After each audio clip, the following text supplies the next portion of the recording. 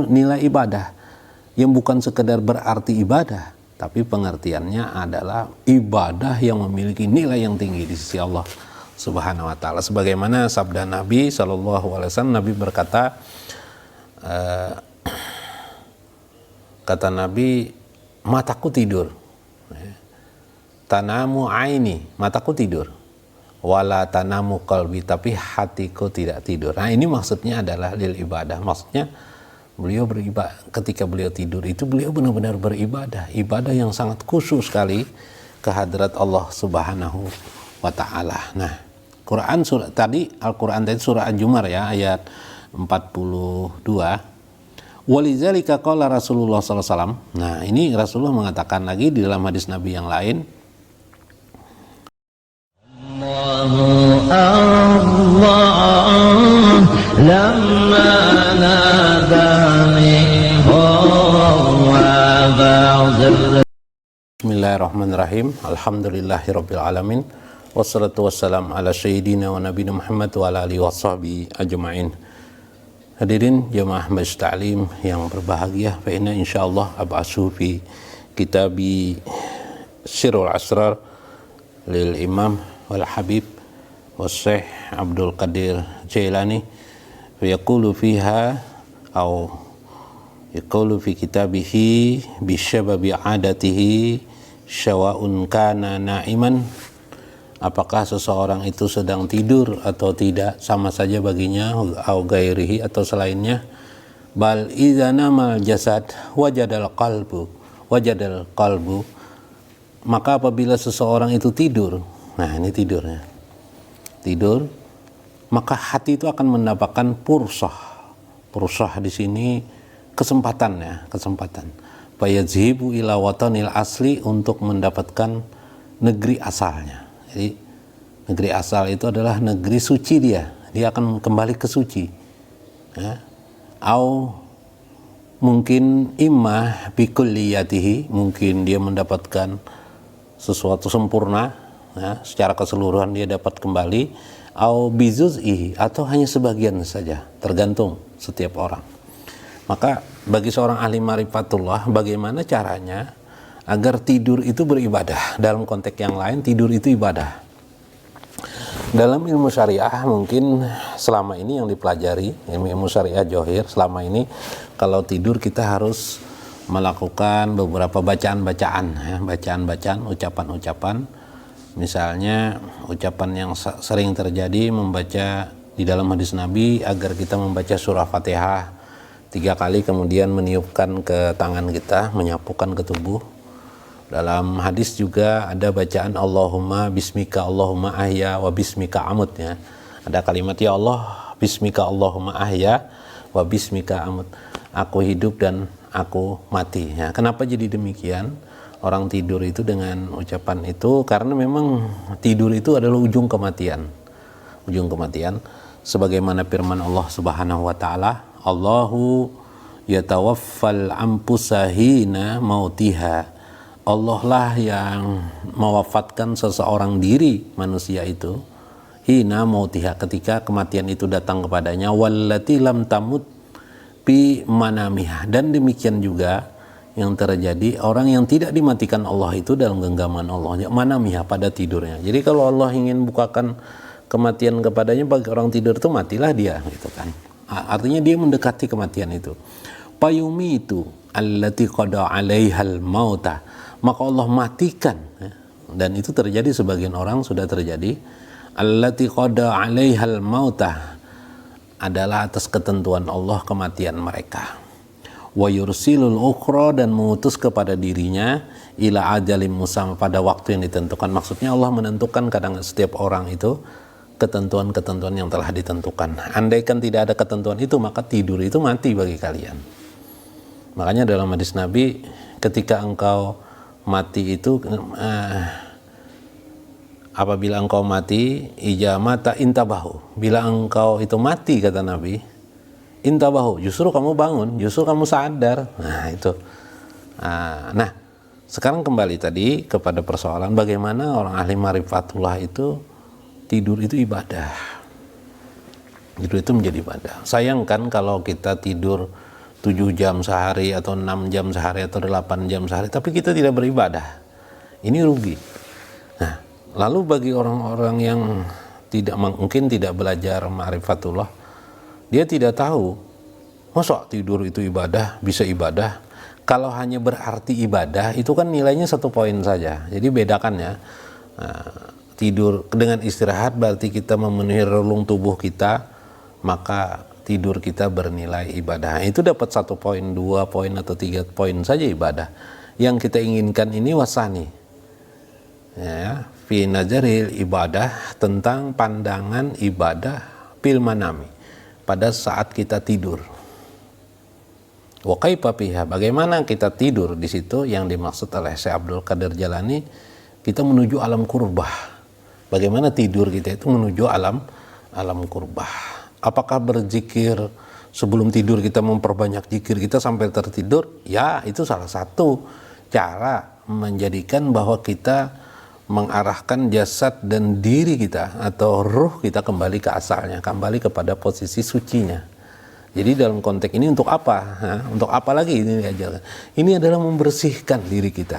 Tujuannya membersihkan diri kita agar ruhani kita ngerti, agar ruhani kita dalam konteks yang lain terbilas terus dalam posisi yang asli, sehingga dia mencahayai tubuh kita, ruh kita ini mencahayai diri kita, sehingga kita menjadi orang yang berwatak, bersikap, bersifat, dan berkeadaan dalam alam dunia ini, alam jasad ini secara ruhani, begitu. Nah, satu itu yang pertama. Yang kedua adalah bagaimana kita mengisi itu nilai ibadah yang bukan sekedar berarti ibadah, tapi pengertiannya adalah ibadah yang memiliki nilai yang tinggi di sisi Allah Subhanahu wa taala. Sebagaimana sabda Nabi SAW, Nabi berkata, kata Nabi, mataku tidur, tanamu aini, mataku tidur, wala tanamu qalbi, tapi hatiku tidak tidur. Nah, ini maksudnya adalah lil ibadah. Maksudnya beliau beribadah, ketika beliau tidur itu beliau benar-benar beribadah, ibadah yang sangat khusus sekali ke hadrat Allah Subhanahu wa taala. Nah, Quran surah tadi, Al-Quran tadi surah Al-Jumar ya, ayat 42. Walizalika qala Rasulullah SAW. Nah, ini Rasulullah mengatakan lagi di dalam hadis Nabi yang lain. Dalam hadis yang lain, Nabi SAW mengatakan, naumul alim, tidurnya orang alim, khairun min ibadatil jahil, lebih bagus daripada ibadahnya orang jahil. Nah, jadi ada orang beribadah sholat 5 waktu, bukan sholat sunat misalnya sepanjang malam.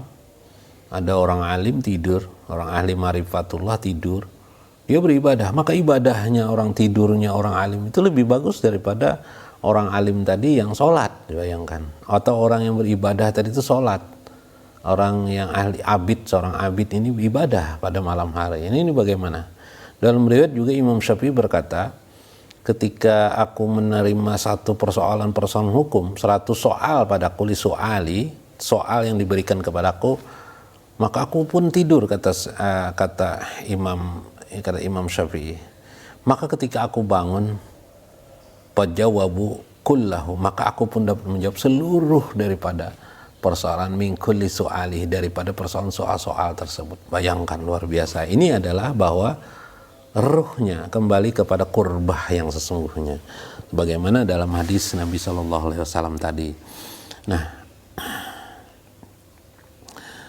Tuan Syekh Abdul Qadir Jalani mengatakan, wa ba'da hayatil qalbi binuri tauhid, maka hendaklah dia mempelajari, caranya adalah dengan cahaya-cahaya tauhid. Nah, jadi cahaya tauhid itu dia menggenggam satu persoalan bagaimana ibadah di antara cahaya-cahaya tauhidnya, yakni wa mulajimatu asma'i tauhid bilisani sirri bi ghairi hurufi wala sautin, yaitu dia melajimkan nama Tuhan tauhid, nama Tuhan yang bersifat ketauhidan, bilisani sirri, dengan lisannya sir itu yang di dalam, bi ghairi hurufin wala sautin, bukan tanpa huruf dan tanpa suara.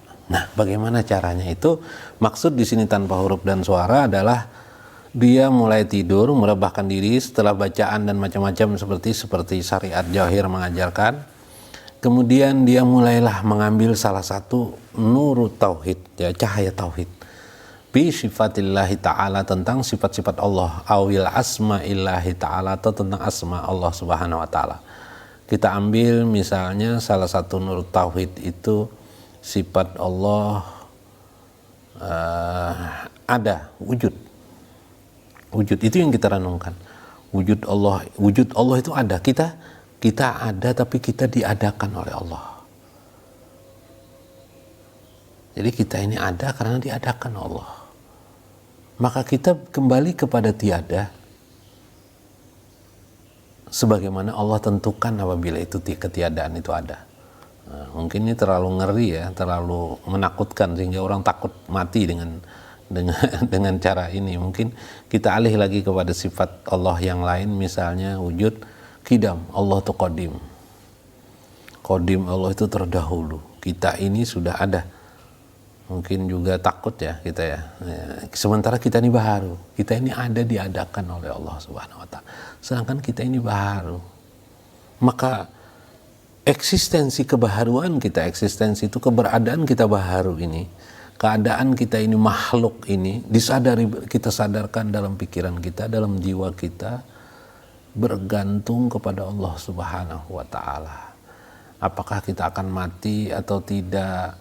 Apakah kita akan tidak lagi kembali ke dunia ini? Mati itu kan bagi orang alim marifatullah bukan mati seperti pikiran kita, tapi adalah apakah aku akan terdiam di alam, kembali kepada alam ruh, kembali kepada kurbah. Nah, itu yang dituju kurbah ya, atau kembali ke alam ruh saja, tidak lagi kembali ke dunia. Terserah Allah Subhanahu wa taala. Biridhoilah, dengan ridha Allah. Atau itu menakutkan. Kita ambil lagi sifat yang mungkin yang paling mudah adalah qiyamuhu binafsih. Allah itu qiyamuhu binafsih, mungkin lebih mudah ini. Qiyam Allah itu qayyum. Allahu la ilaha illahu wal hayyul qayyum. Allah itu maha qayyum. Qayyum itu maha berdiri sendiri, tidak memerlukan bantuan pertolongan. Sedangkan kita memerlukan bantuan Allah Subhanahu wa taala. Maka tidurlah kita dengan memahami ternyata seluruh kehidupan kita siang dan malam selama ini sampai tidur kita ini amat bergantung kepada Allah, bergantung keselamatan pada Allah, bergantung kenyamanan pada Allah, bergantung kepada apa yang dikehendaki Allah. Kehendak Allah berkuasa atas kita, iradah Allah berkuasa, kita tidak ada daya dan kekuatan. La haula wala quwata illa billah, la haula wala quwata illa billah. Tertidurlah kita dalam makna memuji Allah yang maha qayyum, yang maha qayyum. Kalau kita duduk di wujud, maka memuji kita sebagai Allah jat wajibal wujud. Kalau kita tidur di qadim, maka kita memuji kekodiman Allah, sedangkan kita baharu. Aku ini baharu, maka Allah itu qadim. Kalau kita memuji pada qayyum, yaitu sifat qiyamuhu binafsi, sifat Allah qiyamuhu berdiri sendiri tanpa bantuan orang, maka kita pun memuji Allah, kemahakayuman Allah Subhanahu wa taala. Subhanallah. Maka ibadah kita, tidur kita, terus berpikir tanpa memikirkan lain, la siwahu, tidak ada selain daripadanya, maka kita dalam hembusan tidur di alam ruh menuju kurbah kita. Dan itu memiliki nilai ibadah yang luar biasa di sisi Allah Subhanahu wa taala. Kenapa jadi ibadah? Karena kita duduk dalam puji-puji pada Allah Subhanahu wa taala. Dalam jasad kita, ruh kita, jasad kita, darah kita, tulang belulang kita, tubuh kita, kita sadari bergantung semuanya kepada Allah. Kita sadari pula roh kita pun bergantung kepada Allah Subhanahu wa taala. Inilah yang membedakan dari sekedar kita ucapkan kalimat, ucapan lisan la ilaha illallah saja, tapi la ilaha illallah dalam makna yang sesungguhnya daripada hakikat diri kita. Inilah kenapa jadi orang ahli ma'rifatullah beribadah sepanjang dirinya, sepanjang tidurnya. Mudah-mudahan bermanfaat, mudah-mudahan bisa dimengerti. Wallahul muwafiq wa aqwamut thariq. Assalamualaikum warahmatullahi wabarakatuh.